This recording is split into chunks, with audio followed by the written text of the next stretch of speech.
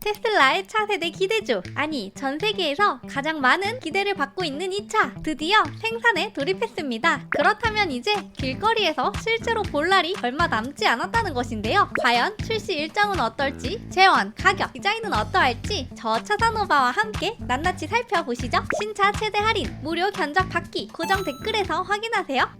안녕하세요, 차사노바입니다. 오늘 소개해드릴 이 차, 출시만 된다면 전세계 모든 픽업 트럭을 다 잡아먹을 바로 그 차, 테슬라의 사이버 트럭입니다. 테슬라의 본고장 미국에서는 이미 인기리에 판매되는 픽업 트럭 분야이기 때문에 많은 사람들이 아니 일론 머스크 도대체 언제 내놓는 거야? 원래 2년 전에 내놓기로 했었잖아 라면서 애만 태우고 있었죠. 2019년 처음 공개된 이후 감감무소식이었던 테슬라의 비밀 병기인 사이버 트럭, 반도체 부족 등을 이유로 사이버 트럭 생산 시점은 하염없이 연기가 되었었는데요. 하지만 테슬라 CEO인 일론 머스크는 지난 5월 주주총회에서 올해 안에 사이버 트럭을 고객에게 인도할 계획입니다 라고 밝힌 바 있었는데요. 그 사이버 트럭이 드디어 미국 텍사스 기가팩토리에서 생산에 돌입하였습니다. 함께 올해 9월부터 고객들에게 인도가 될 예정이라고 하는데요. 아니 뭐라고? 사이버 트럭 탈 날이 얼마 안 남았네. 나도 예약해야겠다. 하지만 사이버 트럭에 대한 예약은 정말 입이 벌어질 정도인데요.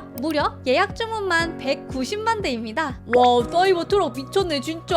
도대체 지금 주문하면 얼마나 걸리는 거야? 라면서 많은 분들이 궁금하실 텐데요. 테슬라 측에서는 연간 최대 50만 대를 판매할 수 있다고 밝혔습니다. 예약 주문을 고려해서 대기가 안 빠진다면 4년 정도는 걸릴 것으로 보이네요. 정말 후덜덜합니다. 사실 환불 위약금이 100달러밖에 되지 않아 예약 수량이 모두 구매로 이어지지는 않겠지만 많은 사람들이 사이버 트럭에 높은 관심을 보인다는 것을 알 수 있습니다. 정말 엄청난 테슬라의 인기, 이 중심에는 타 브랜드와 차별화되는 압도적인 디자인이 한몫을 한다고 생각하는데요. SF 영화 블레이드 러너를 참고하여 디자인하였다고 하는데요. 어떻게 보면 컨셉트카 형상인데 이거 그대로 나온다고 하니 정말 테슬라의 추진력은 후덜덜하네요. 다른 전통적인 내연기관차와는 확 다른 사이버 트럭의 모습, 단순히 디자인뿐만 아니라 소재 역시 특이합니다. 사이버 트럭은 바로 스테인리스 스틸이라는 소재가 적용되었는데요. 일론 머스크는 자신이 운영하는 스페이스 X라는 민간 우주 기업의 우주선을 제작할 때 사용했던 스테인리스 스틸을 사이버 트럭의 외관에도 적용했습니다. 이 재질은 각진 외관과 쨍한 은색 컬러를 보여주기에 딱이라고 하는데요. 또한 스테인리스 스틸을 사용하면 페인트를 칠할 필요가 없어서 경제적일 뿐만 아니라 보다 친환경적이라고 합니다. 이에 잘 긁히지 않고 녹슬지 않아 오프로드에 최적화된 스펙을 보여주죠. 하지만 사실 친환경적이라는 것은 마케팅이고 스테인리스 스틸은 별도의 도장 작업이 없기 때문에 사이버 트럭의 마진율은 타사 대비해서 압도적으로 높을 것으로 보입니다. 이전 모델에서 마진율 20%를 유지했는데 이번 모델은 더 높은 마진율을 기록할 것으로 예상되네요. 다만 스테인리스 스틸의 단점은 차체가 무거워지기에 주행거리가 줄어들고 다른 차량과 부딪혔을 때 충격 흡수력이 적기에 탑승객에게 충격이 그대로 전해질 수 있다고 하네요. 아마 이런 단점들이 개선돼서 출시되지 않을까 예상됩니다. 외형에서 가장 이목을 끄는 것 중 하나는 바로 전기 충전구인데요. 좌측 리어 핸더에 자연스럽게 위치해 있죠. 내부에서는 사이버 트럭을 연상시키는 삼각형 모양의 충전 상태 표시 등을 표시해 준다고 하네요. 이 역시도 비용 절감이라는 추측이 나오고 있는데 플라스틱 팬더에 충전구를 만드는 것이 보다 경제적이라고 하네요. 정말 마진율의 테슬라라는 말이 잘 어울리네요. 다만 이런 간결한 디자인을 유지하기 때문에 발생하는 문제점들도 있는데요. 테슬라가 공개한 초기 사이버 트럭 테스트 차량에는 후드 위로 거대한 와이퍼가 겉으로 드러난 채 장착되어 있었습니다. 후드 내부에 충분한 공간이 없다는 이유로 대형 와이퍼가 달린 채 그대로 주행을 하기도 했었죠.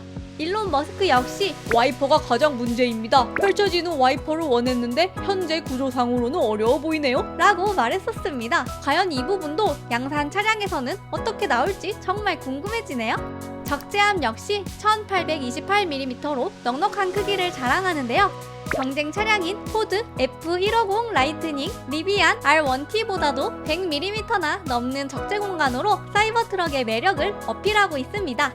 유출된 정보에 따르면 인테리어는 현행 테슬라 모델들과는 약간 다를 것이라 보이는데요. 대시보드는 스웨이드 재질로 고급감을 더하고 스티어링 휠은 기존 테슬라 모델들의 요크 스타일과 다르게 상단이 연결된 스티어링 휠이 적용될 예정입니다. 다만 유출된 것은 테스카이기에 양산에서는 개선이 많지 않을까 하네요. 그렇다면 도대체 주행거리는 얼마나 되는데? 디자인을 보셨으니 주행거리도 궁금하시죠? 2019년 공개한 사이버트럭의 주행거리는 1회 충전 시 최장 805km에 달하는데요. 이 롱레인지 모델은 추후에 출시되고 먼저 563km를 달릴 수 있는 기본 모델이 먼저 출시된다고 하네요. 가격은 아직 확정되지 않았는데 2019년 최초 공개 시 공표했던 39,900만 달러보다는 높을 것으로 보이는데요. 업계에서는 5만 달러를 예상하고 있습니다. 사실 북미 최대 경쟁 모델인 포드 전기 픽업인 F150 라이트닝의 시작 가격이 6만 달러 가까이 되고 리비안 R1T는 약 7만 달러이죠. 그렇기에 엄청난 경쟁력을 가진 사이버 트럭이지 않나 싶습니다. 재미있는 것은 원래 F150 라이트닝의 가격은 7만 달러였는데 사이버 트럭 생산 시작과 함께 1만 달러나 가격을 낮춘 것입니다. 경쟁사에서 얼마나 테슬라를 의식했는지 알 수 있는 대목이죠.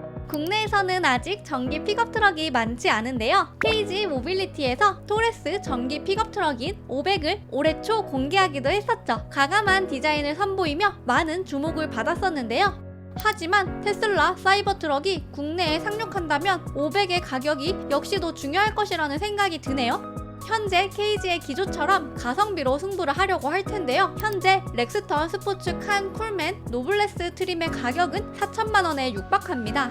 테슬라 사이버 트럭이 6천만 원대이기에 보조금을 받을 시 5천만 원대는 충분히 가능하죠. KG 모빌리티로서는 정말 식은땀이 나는 상황입니다.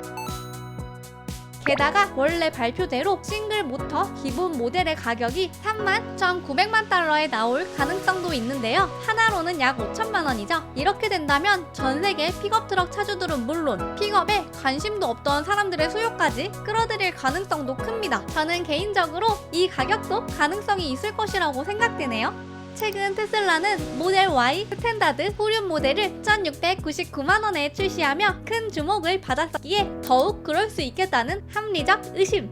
사이버 트럭은 기존의 세단과 스포츠 유틸리티 차량만 만들던 테슬라의 시장 확대를 위한 중요한 디딤돌인데요. 이제 실제 양산 차량의 모습도 점점 궁금해집니다. 출시가 코앞으로 다가온 테슬라 사이버 트럭. 여러분은 어떻게 생각하시나요? 댓글로 의견 많이 달아주세요. 이제 더 많은 정보들이 계속 공개되리라 예상되는데요. 테슬라의 최신 정보를 놓치고 싶지 않다면 구독과 좋아요, 알림 설정 부탁드립니다. 오늘도 차산오바 시청해주셔서 감사합니다.